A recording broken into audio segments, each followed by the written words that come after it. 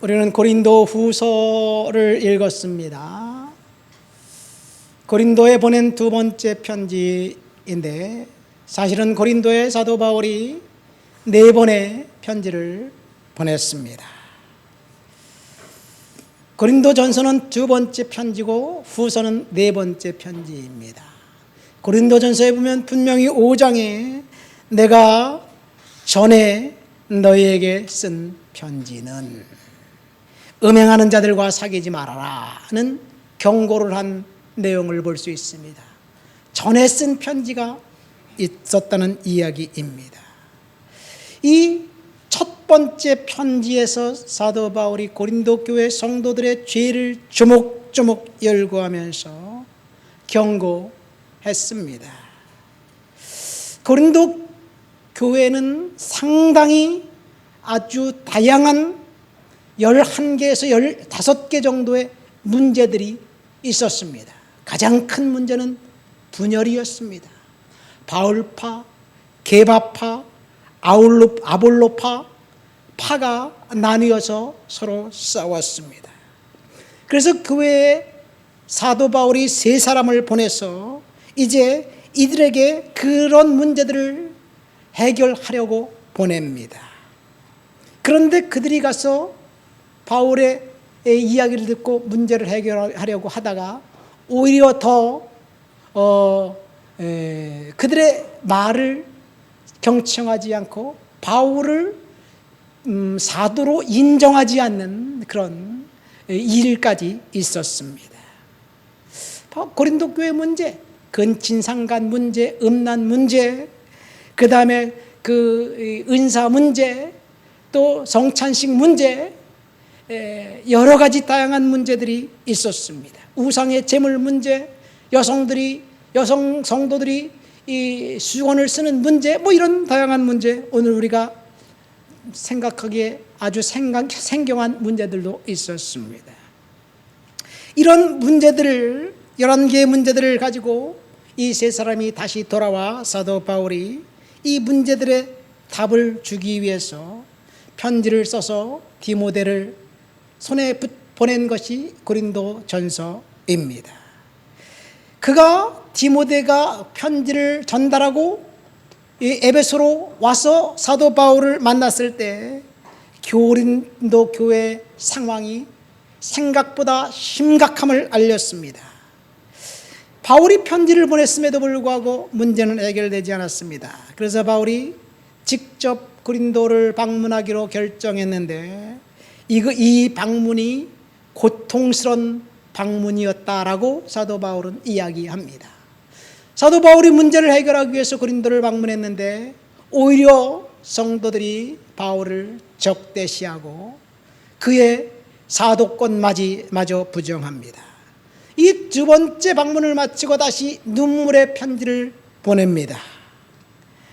이 눈물의 편지를 보냈는데 이 눈물의 편지는 사실 그 편지의 내용이 무엇인지 분실되어 있습니다. 모릅니다.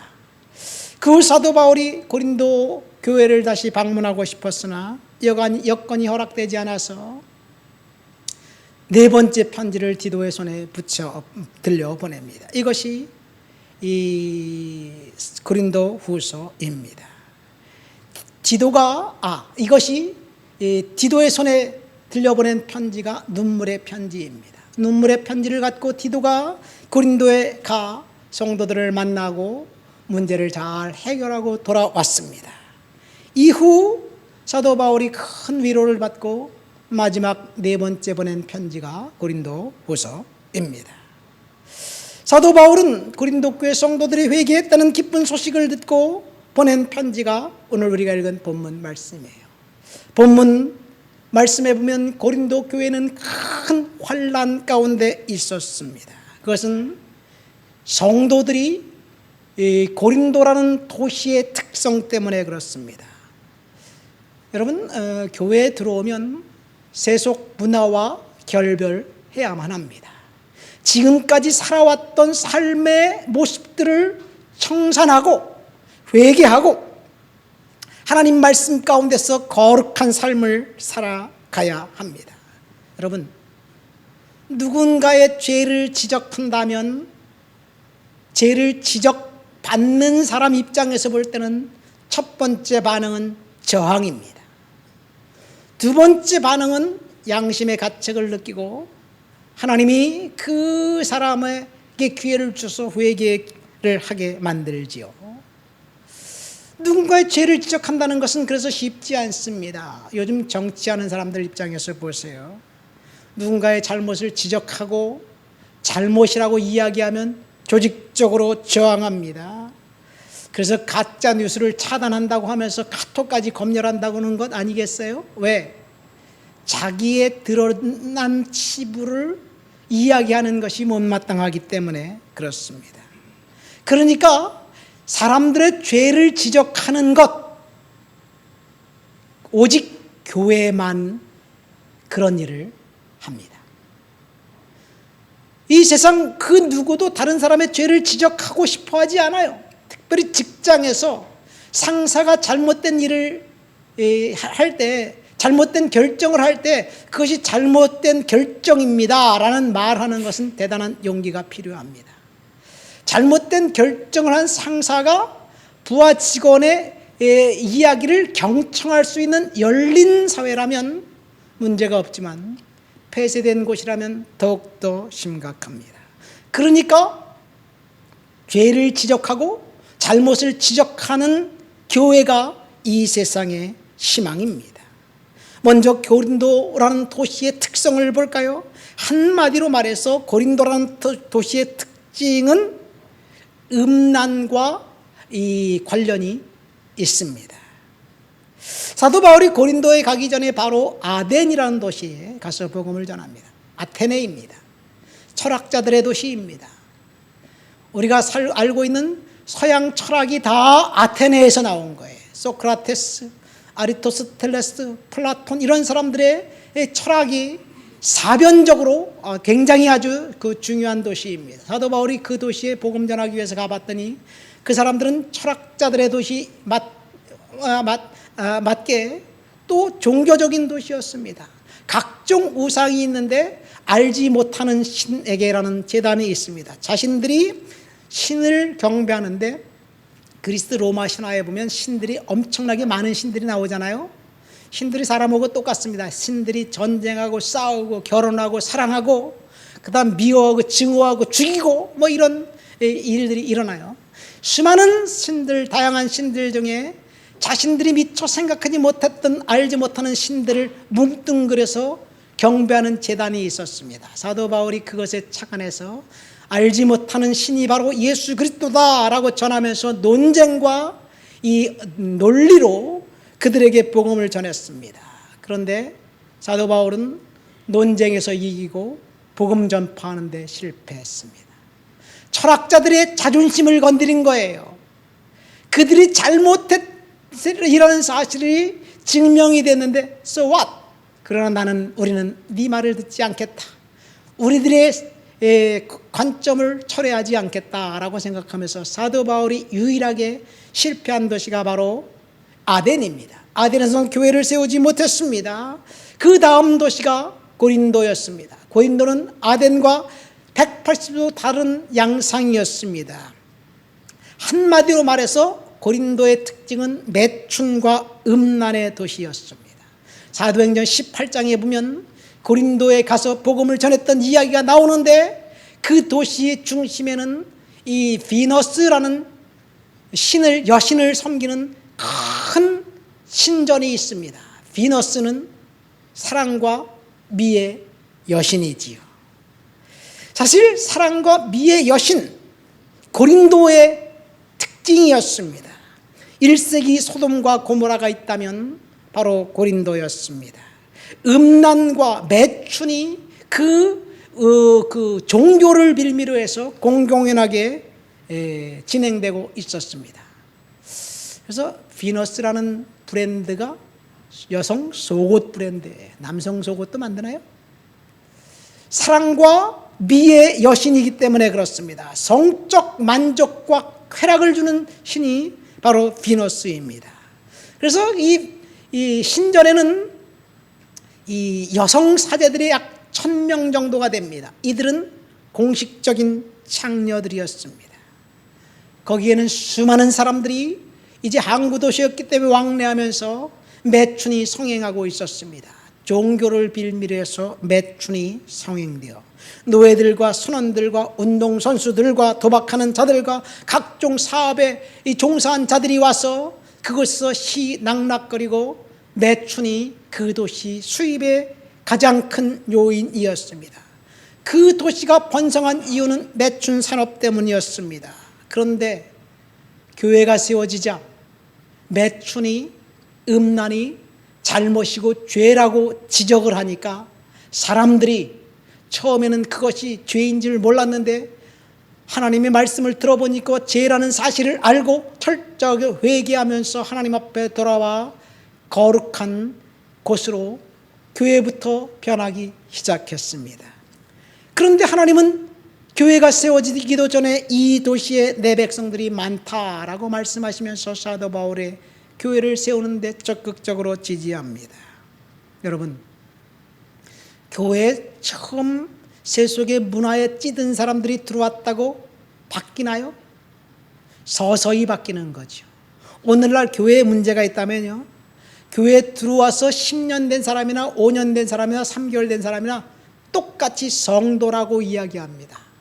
우리는 거룩한 사람들이에요. 그런데 변화되지 않고 세상에 찌들어 살고 있는데 교회에 들어왔다고 성도인 것처럼 우리가 대우하는 것이 문제예요.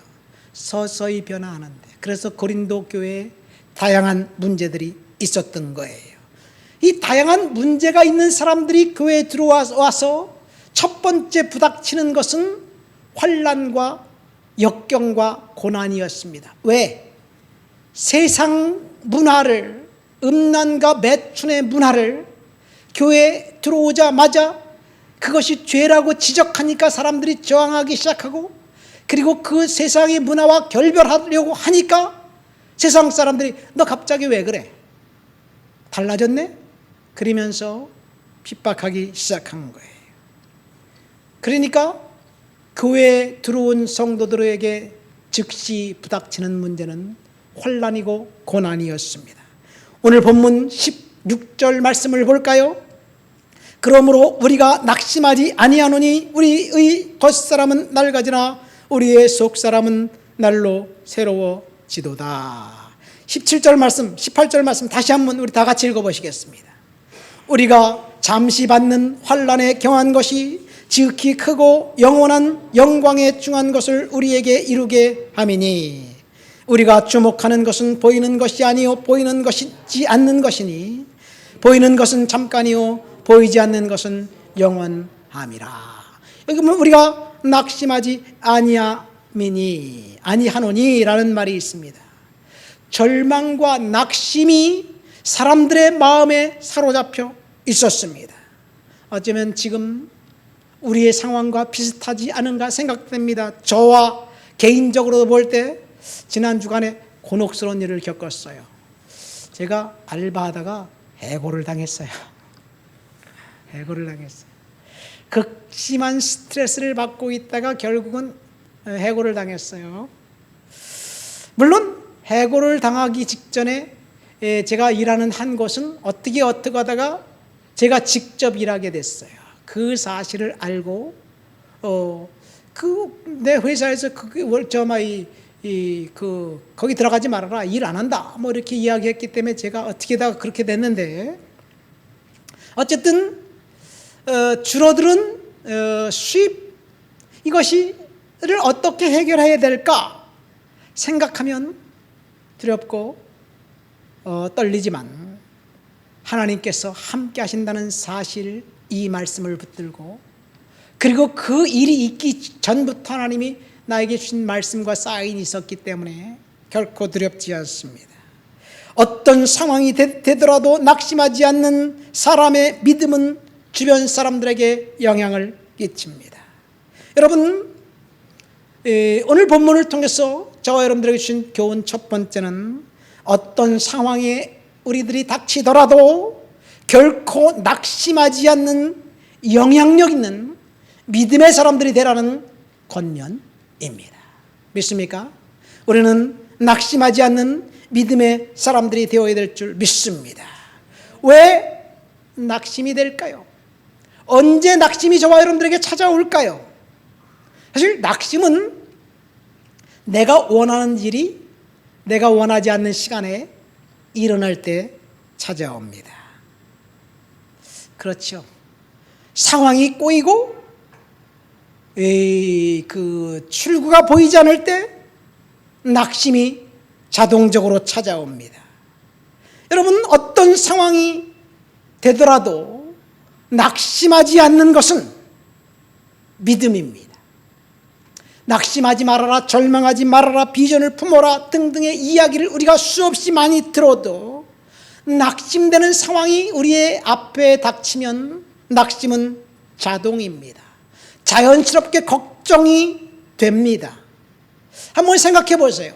그러나 내가 원하는 일이 내가 원하는 시간에 얼마나 많이 일어났을까요?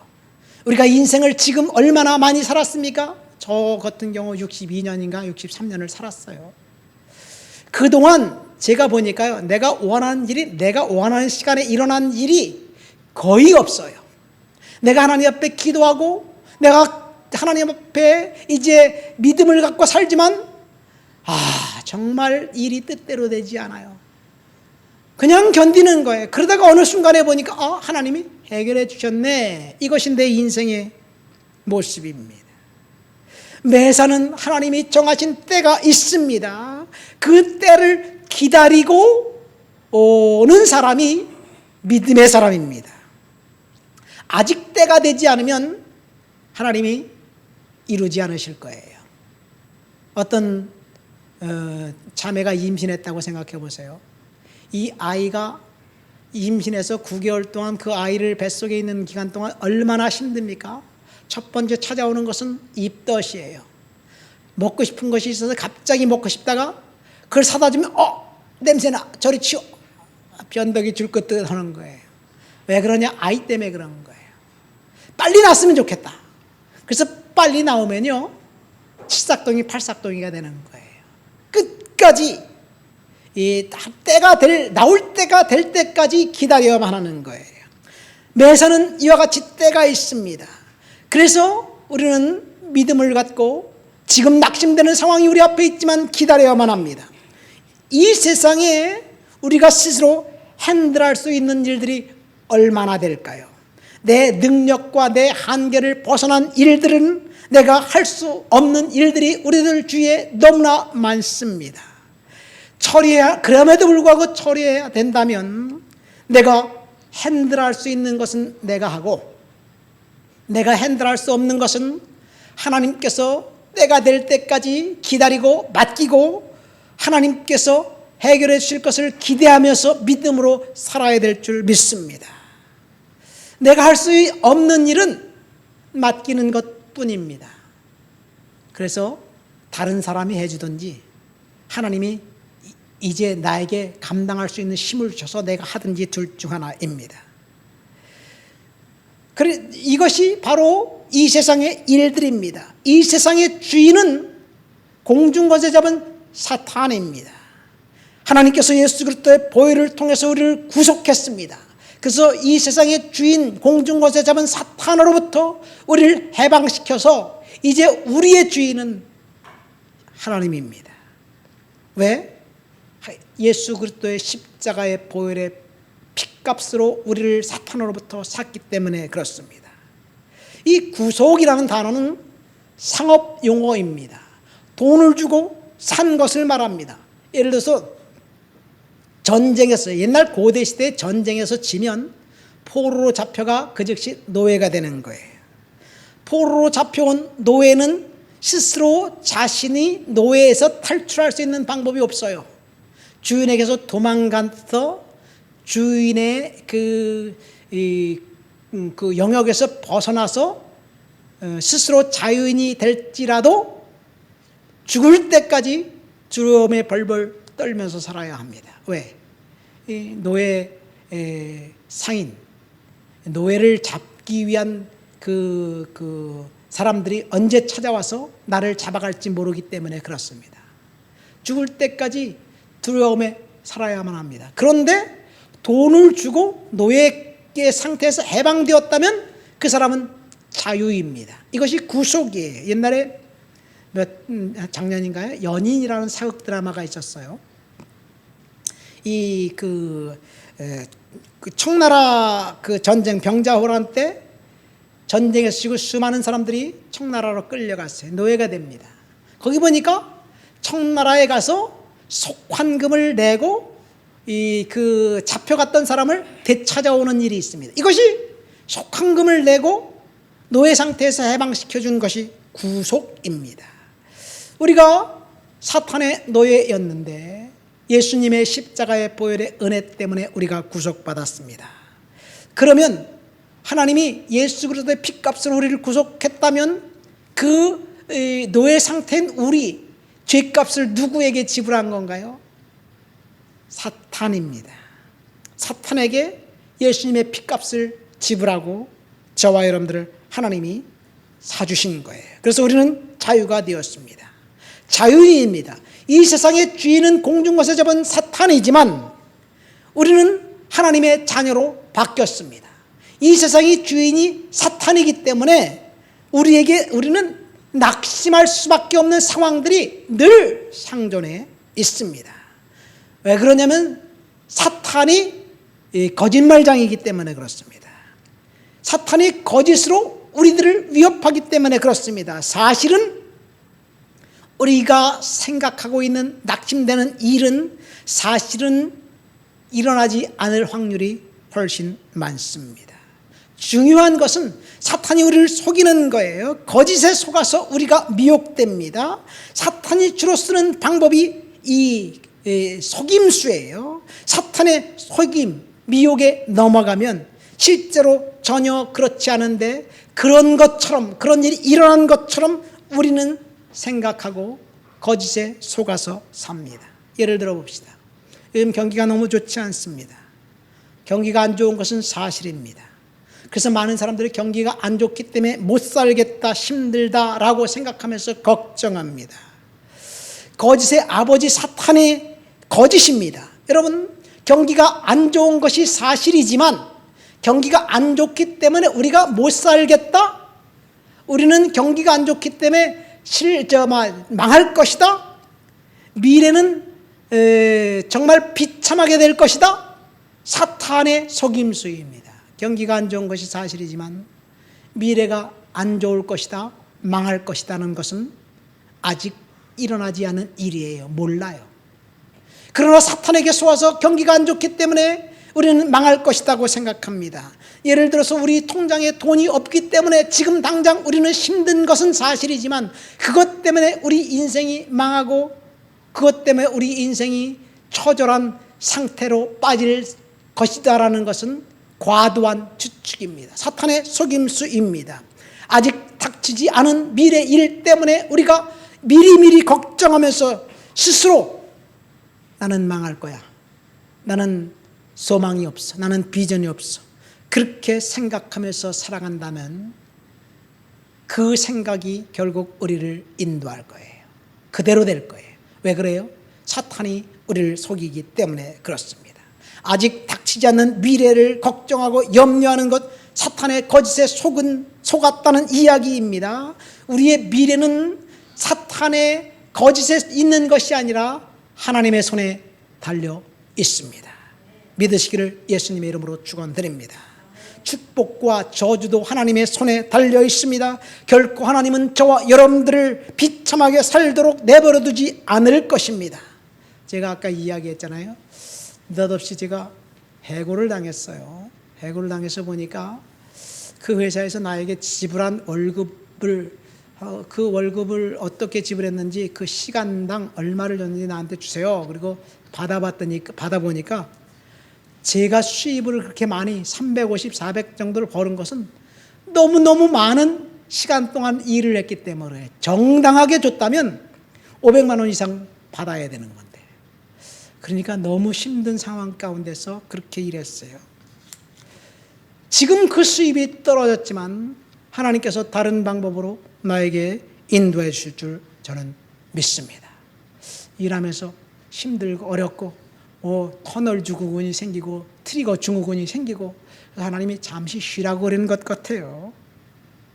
중요한 것은 나의 인생의 미래는 하나님의 손에 달려 있습니다. 지금 비록 그 수입의 소망은 끊어진 것 같지만 하나님이 그 상태로 있게 내버려 두지 않을 것입니다. 중요한 것은 하나님이 저와 여러분들의 미래를 주관하고 있다는 사실. 그래서 우리는 결코 낙심하지 말아야 될 줄 믿습니다.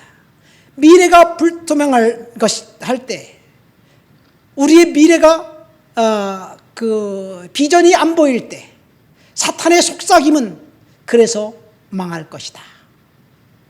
그래서 결과로 어떤 사람은 자포자기합니다. 극단적인 선택을 할 수도 있습니다. 왜? 비전이 보이지 않기 때문에.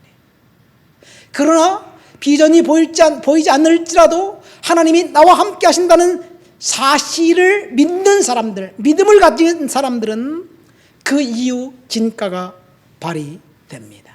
하나님은 끝까지 저와 여러분들과 함께 하시면서 반드시 피할 길을 주실 줄 믿습니다. 그래서 사도 바울이 고백합니다. 우리가 낙심하지 아니하노니 17절 말씀 보세요. 잠시 받는 환난에 경한 것이라고 이야기합니다. 우리가 경험하는 환난은 잠시 받는 거예요. 고난은 잠시 잠깐 동안 하나님이 우리를 연단하기 위해서 우리에게 주시는 거예요. 그 환난의 시간 동안 우리가 할 수 있는 일은 인내하고 그리고 견뎌내는 것입니다. 내가 인내하고 견뎌낼 수 없을 때 하나님이 저와 여러분들에게 힘을 주실 줄을 믿습니다. 어떤 상황이 닥치더라도 우리는 스스로 포기하지 않고 낙심하지 않는 믿음을 갖고 살아가시게 되시기를 예수님의 이름으로 축원드립니다. 다 같이 따라할까요? 나는 낙심하지 않겠다. 하나님은 지금 나와 함께 하신다. 여러분, 이것이 오늘 본문을 통해서 저와 여러분들에게 주는 첫 번째 교훈입니다. 하나님의 은혜는 시련 속에서 찾아옵니다. 만약 저와 여러분들이 고통스러운 순간을 지날 때, 요셉처럼 부당한 대우를 받을 때, 룻처럼 재정적으로 흔들릴 때, 노아처럼 세계적 위기에 봉착했을 때 하나님이 그의 삶을 인도해 주실 거예요. 룻이 시어머니 나오미를 따라 베들레헴에 오기로 결단했을 때 그에게 보이는 비전은 아무것도 없었습니다. 베들레헴에 가면 과부 두 사람이 살 수 있는 방법은 전혀 없었습니다. 통장의 잔고는 텅텅 비어 있고요. 그리고 당장 내일 무엇을 먹어야 할지, 어떻게 살아야 할지 모르는데 일단 그곳에 베들레헴에 가니까 그때가 공교롭게도 보리 추수할 시기였고요. 룻은 내일 먹을 것이 없어서 시어머니에게 내가 보리 이삭을 주우러 가겠습니다. 밭으로 나가요. 그러니까 하나님이 룻에게 역사하신 거예요. 당장 먹을 것이 없는데 하나님이 룻에게 역사하셔서 그에게 먹을 것을 주고 그의 인생을 하나님이 바꿔줍니다. 룻이 한 일은 보리 이삭 주우러 나간 일이에요. 그리고 하나님이 그의 인생을 책임져 주었습니다. 요셉이 얼마나 비참하고 억울했을까요? 그는 매일 점점 나빠졌습니다. 끝내 그는 성폭행범이 되어서 이제 감옥에 갇혀서 어떻게 할 수 없는 지경에까지 이르렀습니다. 다윗이 얼마나 억울했을까요? 그가 한 일은 골리앗을 죽이고 이스라엘이라는 국가를 전쟁의 위기에서 구출해낸 것뿐인데 그 일 때문에 그는 사울 왕에게 이제 공공연한 적이 되어 온 이스라엘의 지명 수배자가 되어 도망자 신세가 되었습니다. 당장 오해를 그런 것이 아니라고 나가서 사울 왕에게 그건 오해였습니다 라고 말하고 싶지만, 억울한 사정을 이야기하고 싶지만 알아주는 사람 아무도 없었습니다. 자기의 억울한 사정을 이야기한다면 그래? 너 참 억울하겠구나. 들어줘야지. 이런 상황이 아니에요. 다윗은 그 상황을 인내하면서 믿음으로 견뎌야만 했습니다.